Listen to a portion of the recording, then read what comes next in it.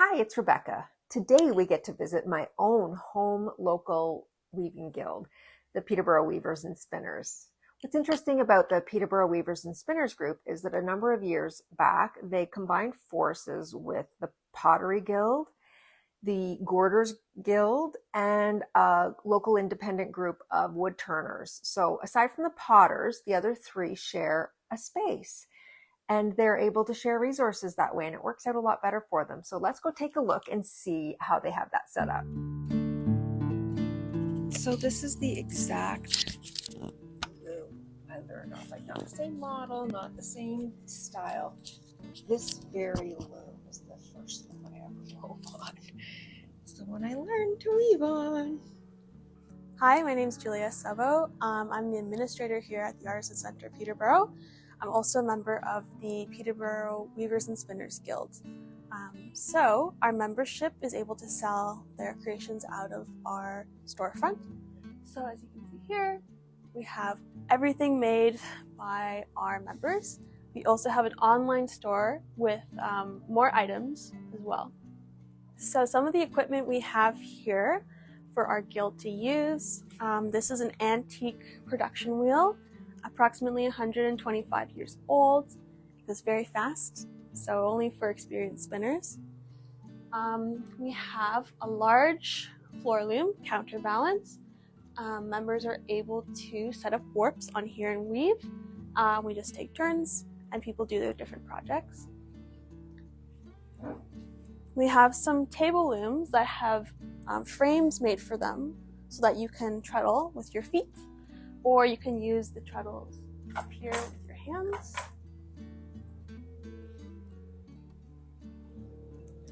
We have a couple more of those with warps being set up and people working on some projects. We also have some smaller table looms. This one is a 4-shaft with some weaving by kids from the summer. And this one is an 8-shaft, so you can go a little more complicated. So we have some spinning wheels that we use in our spinning classes. We have single pedal and a double pedal as well. So there's a few amenities to being in the guild.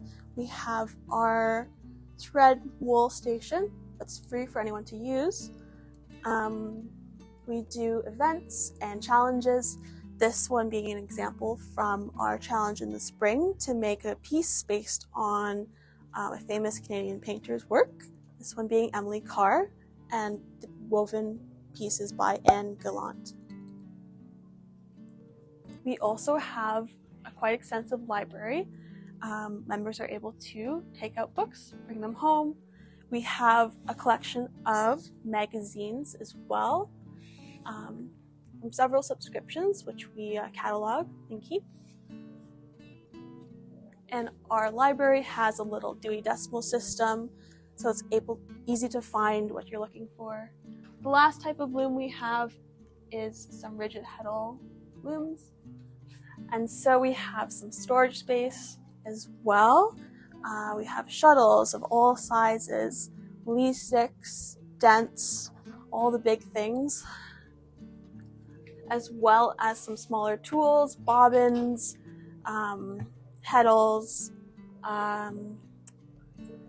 carding, and swift as well, and a ball winder, all very useful. So the Weavers and Spinners Guild has a monthly meeting on the third Monday of every month. We meet in this space, show each other what we've been working on lately. Sometimes we have talks from other people that come and visit us. And then Wednesdays from 10 to 4, we have a guild day every week. So members are free to come, socialize, work on their projects, ask for help, consult other members. What you making? You want to tell the camera? I am making a little pig. We are doing some needle felting today. And what else have you just got? finishing him off. A little hedgehog. Oh my goodness. A little sheep. They're adorable. Oh, it's a little scarf. And a little turtle. Turtle. So this is just a different form of felting. I'm using a needle which has very, very sharp barbs on it that takes the wool and felts it.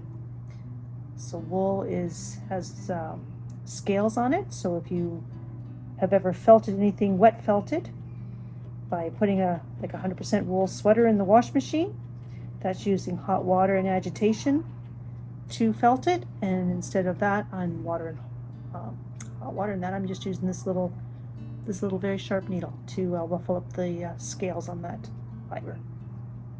So a few of the other groups that work out of here are some wood turners. We have a lathe studio, and there's a class going on right now.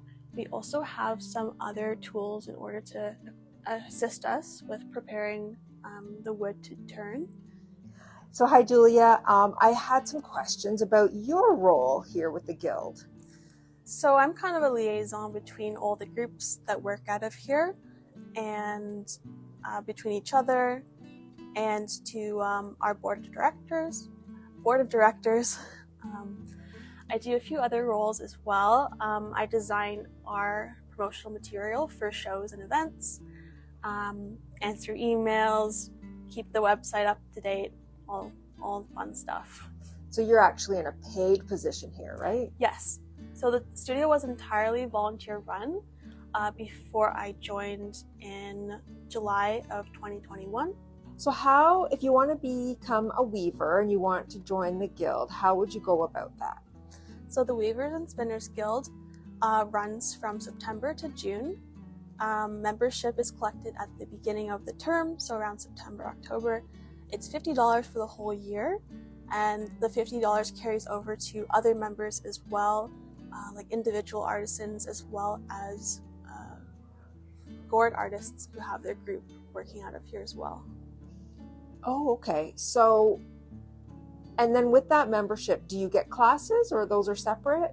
So members get a discount on classes. They get to attend Guild days. For example, the Weavers and Spinners is on Wednesday. They have access, they have the choice to show in our biannual sales, and they can also sell their items in our store, in person or online.